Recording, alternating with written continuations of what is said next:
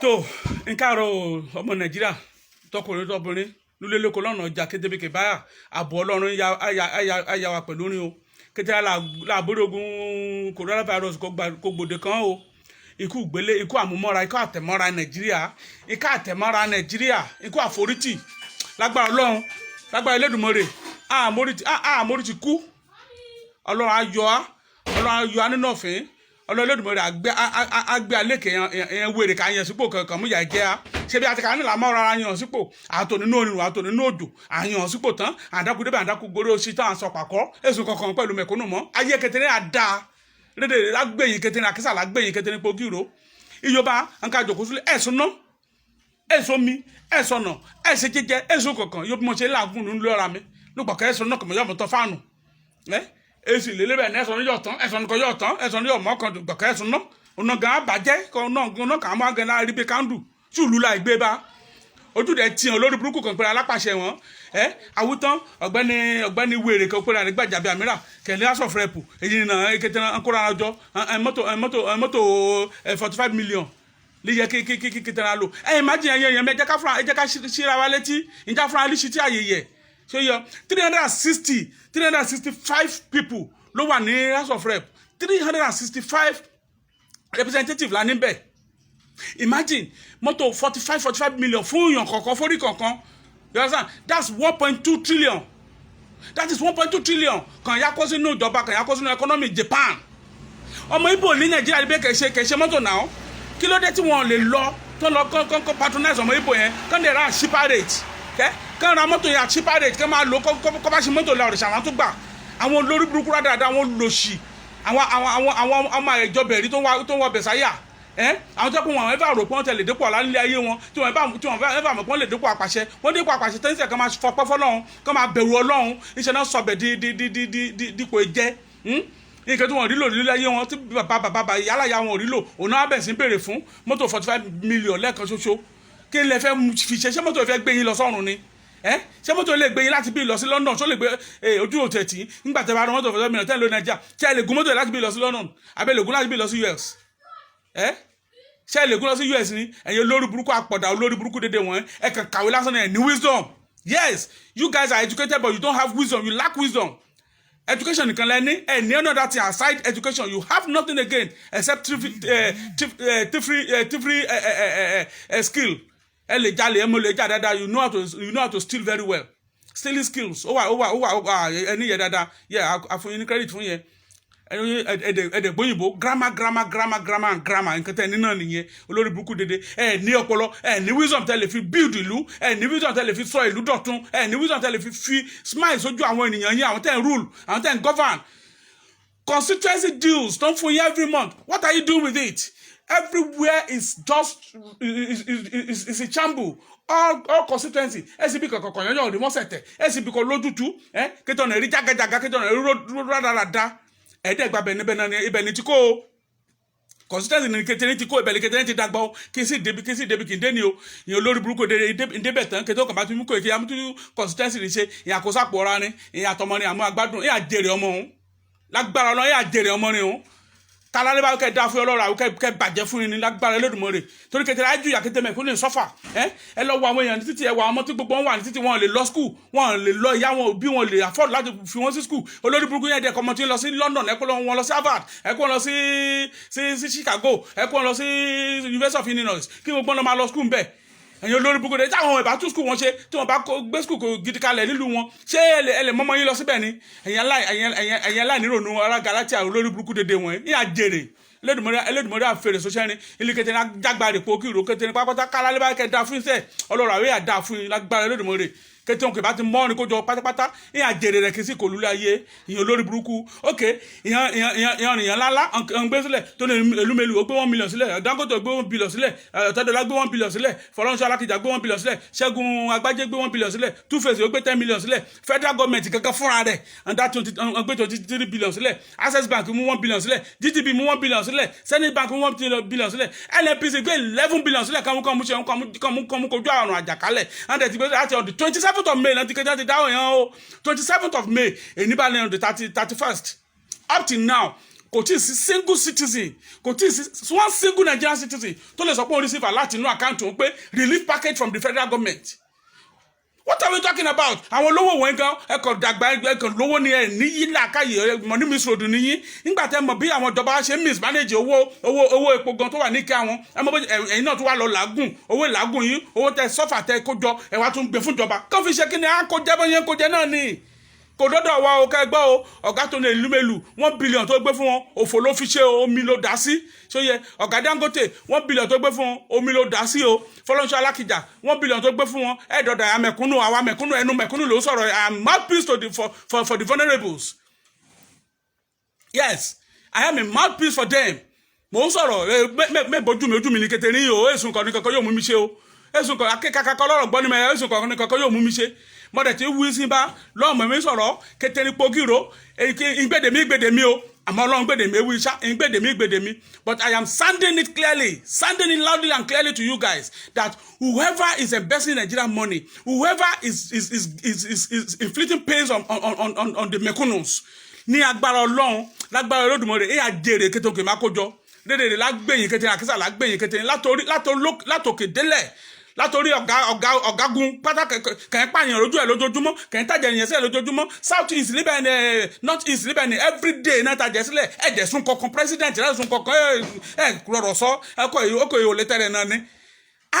báwo ni ṣe wicked bẹ irú ẹgbẹ́ ìmùlẹ̀ wo lẹ wà kí lẹ gbé mi kí ló wà láyé àyín tẹ̀tẹ̀ lẹ́mi ọlọ́run rárá tẹ̀tẹ̀ níbẹ̀rù ọlọ́run rárá ẹ̀tẹ̀ ràn àwọn mẹ̀kúnnù tó dìbò fún yín pé kẹ́ débẹ̀ àmọ́ bẹ́ẹ̀ kò blame orin náà jàre gbọ̀kọ́ jẹ́ pé àgàn mẹ̀kúnnù náà Ghana ló yà kẹ̀dùn náà yà ẹ̀dùn wá kọ́ba tuntun pẹ̀lú ẹ̀sán pàkẹ́tì àtúnrún alẹ́ lórí ara ni àtọ́ àparanà torí ti irú ògìgì wo lè ṣàìsọ ẹrú àṣàṣe wo lè ṣàìsọ ara ìlú gan náà kẹkọjá yóò kẹjá náà yóò ronú kẹjá náà yóò reason láyọ̀ rárá wípé àtúnṣe kíkéde kí gbé kí n pápọ́ tí ìbò ní aṣípé kí mẹ́rọ yẹ kẹ́yẹ kankan mo dìbò kò yín àjọjú àtìyìn àmọ́ irọ́ ni kí bá tuntun gbé ráìsì yàrá dé àsìkò kan yẹ kí a pé ráìsì lè yí bá yín pín àsìkò kẹbí pa everybody lè yín jáde síta kí n pín kété ni olórí burúkú ni dáwùjọ kó federal government kẹ yóò ṣe káyìn kí federal government lè ṣe kíni ṣe bí gbogbo ala ní BVN ẹ ṣe àwọn ẹ̀tú BVN about 40 million people in this country 40 million people are running accounts and they have their BVN. Why don't you channel this money? Why don't you share this money through the BVN method? Why?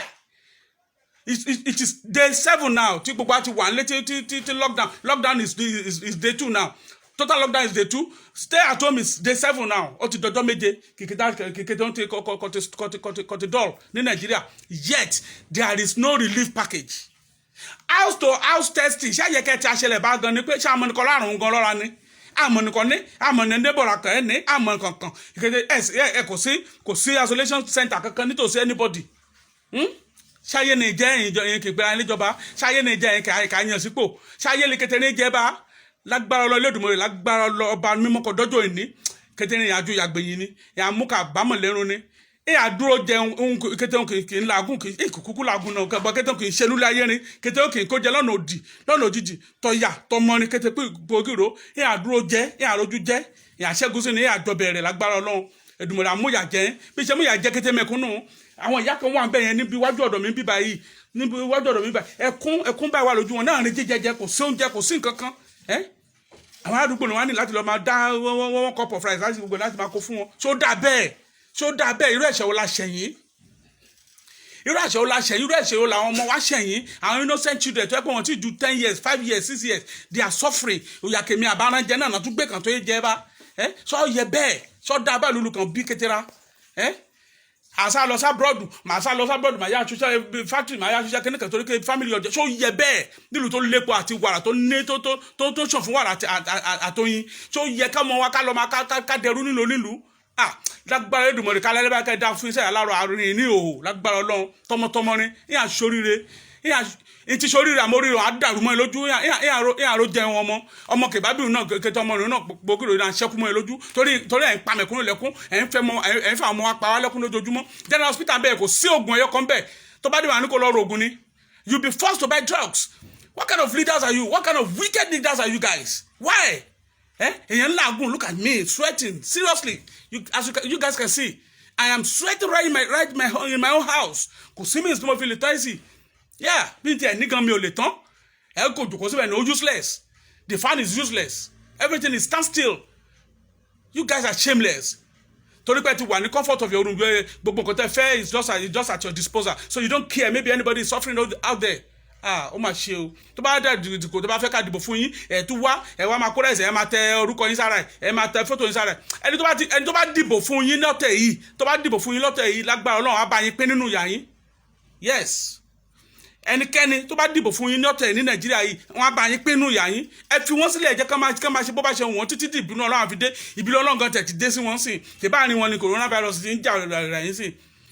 There is social distancing already. Ẹ ti distance wa from beginning. Súnmọ́ wa, lè súnmọ́ yín. So definitely, àrùn tó bá wá sọ́dọ̀ yín náà, ẹ̀yin náà lè máa kó àrùn yẹn láàrin ara yín, because ẹ̀yin náà lẹ́yìn bára yín ṣe lẹ́yìn ọ̀gá ara yín, lẹ́yìn toast expensive wines within yourself ní banquet. Ní àṣoríire, èèyàn lórí burúkú dédé yẹn máa lè.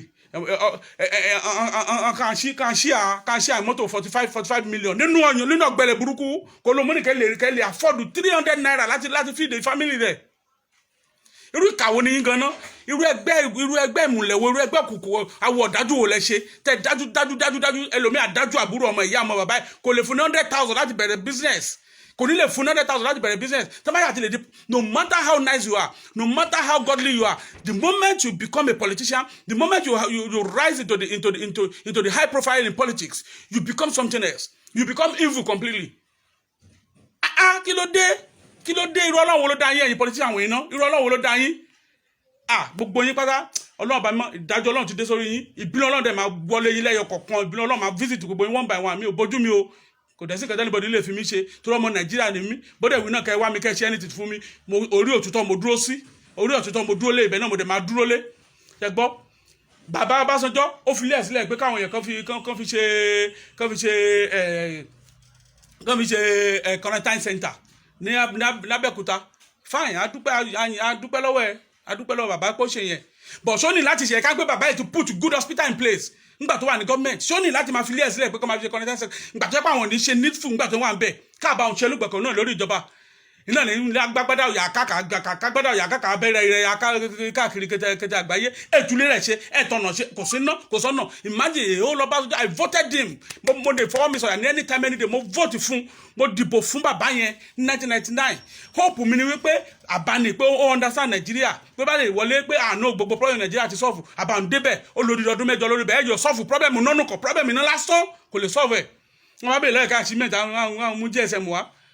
Wá jèrè GSM orí burúkú lọ mọ́ GSM ìyàwó lọ mọ́ ṣé kọ́ bá mú GSM àdó ní ṣé GSM rètí adé Nàìjíríà ni ṣé GSM rètí adé.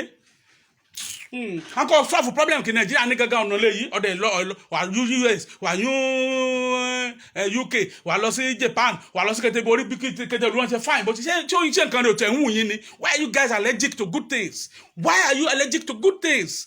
You never can emulate any good thing in your life.